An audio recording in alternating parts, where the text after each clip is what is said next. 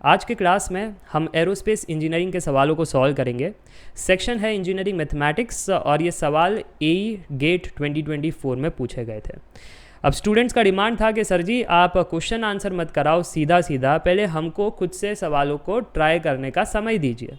तो देखो पहला क्वेश्चन है लीनियर अलजेब्रा, वीडियो को पॉज कीजिए, खुद से ट्राई कीजिए, ठीक है। फिर नेक्स्ट क्वेश्चन है प्रोबेबिलिटी से, अगेन वीडियो को पॉज कीजिए, खुद से ट्राई कीजिए, एनएटी क्वेश्चन है।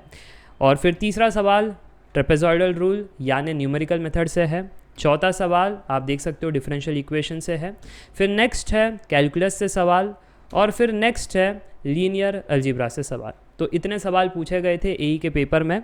और अगर आप खुद से सॉल्व कर चुके हो तो फिर अब मेरे सोल्यूशन को देखना, क्योंकि मैं ट्रिक के साथ सवालों को सॉल्व करूंगा। तो चलिए अब बारी आ चुकी है एई गेट 2024 के सॉल्यूशंस को देखने की, जहां पर पहला सवाल जो था वो लीनियर अलजेब्रा से था। 3 इक्वेशन हमको दे रखे हैं और 3 वेरिएबल है, हमको सोल्यूशन के बारे में कमेंट करना है। क्या वो इनफाइनाइटली मेनी सोल्यूशन है, यूनिक सोल्यूशन, नो सोल्यूशन या 3 सोल्यूशन। देखो 3 सोल्यूशंस ऐसा कभी आता नहीं है, तो देख करके ये ऑप्शन तो हटा ही देना था।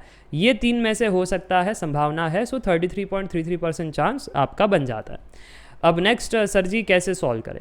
तो बहुत सारे स्टूडेंट्स रैंक कॉन्सेप्ट का इस्तेमाल करके ये सवाल को सॉल्व कर रहे थे। ऑगमेंटेड मैट्रिक्स बनाया, इशेलॉन फॉर्म में कन्वर्ट किया, फिर रैंक को कंपेयर किया और फिर आंसर पर कमेंट किया। वेरी गुड, वो मेथड 1 है। हम उस मेथड से नहीं जाएंगे, हम दूसरे मेथड से जाएंगे, ठीक है। वैसे इस सवाल का आंसर है इनफाइनाइटली मेनी सोल्यूशन, ये चीज़ को आपको नोट करना है, ठीक है। अब जो स्टूडेंट्स ने रैंक कॉन्सेप्ट से सॉल्व किया है बहुत बढ़िया, क्योंकि वो एक्सपेक्टेड था कि आप उसी का इस्तेमाल करके आंसर को बताओगे, ठीक है। सो रैंक कॉन्सेप्ट। मेथड 2 है ट्रिक। अब वो ट्रिक भी कैसे जन्म लिया, ये क्वेश्चन को देख करके जन्म लिया कि क्वेश्चन के अंदर जो पहला इक्वेशन और तीसरा इक्वेशन है उसमें प्लस जेड माइनस जेड है, तो ऐड करेंगे तो जेड वैनिश हो जाएगा, एक्स वाई की इक्वेशन मिलेगी।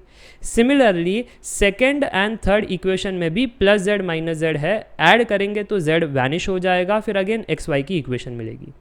तो फिर कंपैरिजन से हमको आंसर मिल जाएगा।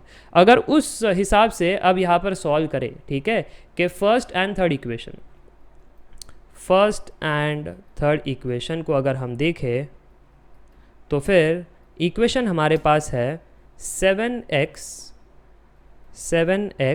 Minus 3y plus Z that is equal to 0, x minus Y minus Z that is equal to 0। अगर ऐड कर लेंगे इनको तो ये 8x हो जाएगा और ये minus 4y that is equal to 0। 4 से अगर थ्रू आउट डिवाइड कर ले तो 2x minus Y that is equal to 0, ये इक्वेशन मिल रहा है, ठीक है। अब हमारा फर्स्ट एंड थर्ड तो हो गया, अब सेकेंड एंड थर्ड को ऐड करो। तो सर जी जब सेकेंड एंड थर्ड को ऐड करेंगे, सेकेंड एंड थर्ड इक्वेशन, तो जो इक्वेशन हमें मिल रहा है that is 3x minus Y plus Z that is equal to 0, x minus Y minus Z that is equal to 0, सभी को अगर ऐड कर लिए तो 4x minus 2y that is equal to 0। अब 2 से थ्रू आउट डिवाइड करो, so 2x minus Y that is equal to 0। तो मुझे लगता है आपको ये समझ में आ चुका है कि यहाँ से 2x माइनस वाई 0 और प्रीवियस इसमें से भी 2x minus Y equal to 0।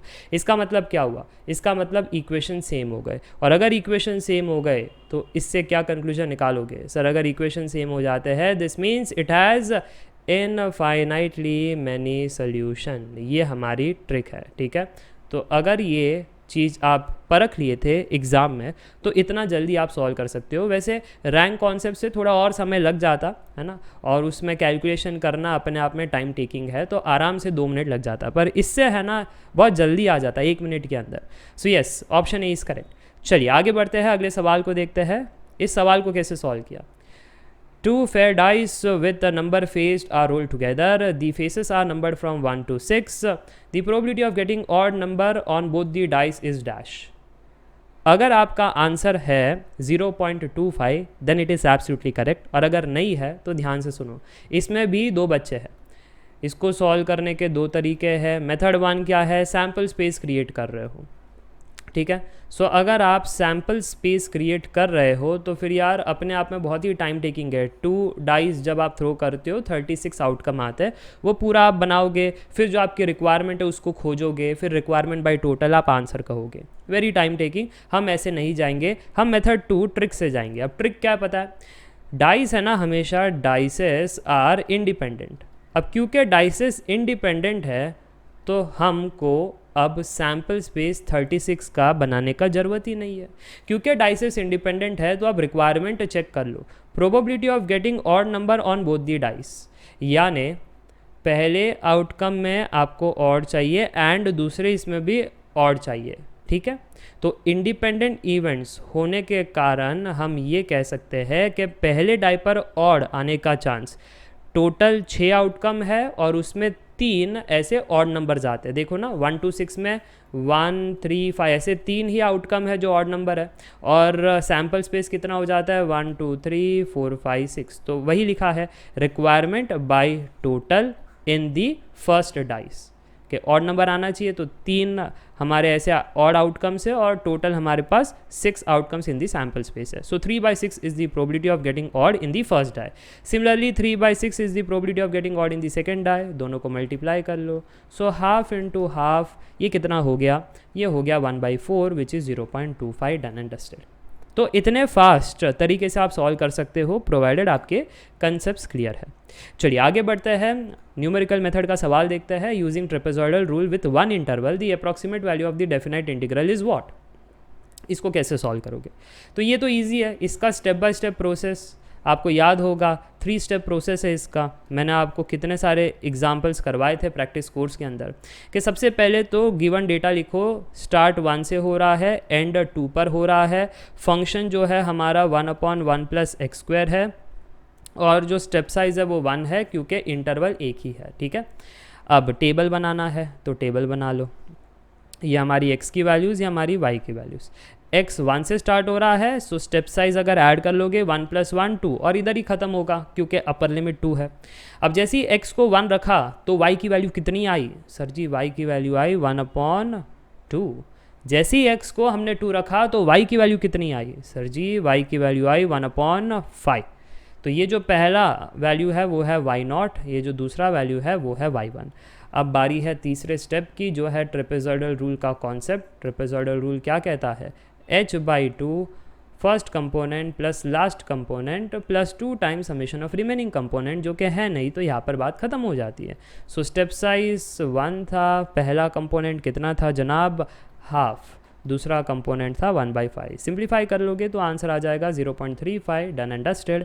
तो ये भी सवाल बहुत ही आसान था। तो क्या आपको लगता है गेट 2024 बहुत टफ लेवल का होता है, तो देख लो यार, यहाँ पर जो मैं सवाल बना रहा हूँ, अगर आपके कंसेप्ट क्लियर है, ट्रिक्स क्लियर है, तो आप सवाल तो बनाओगे ही।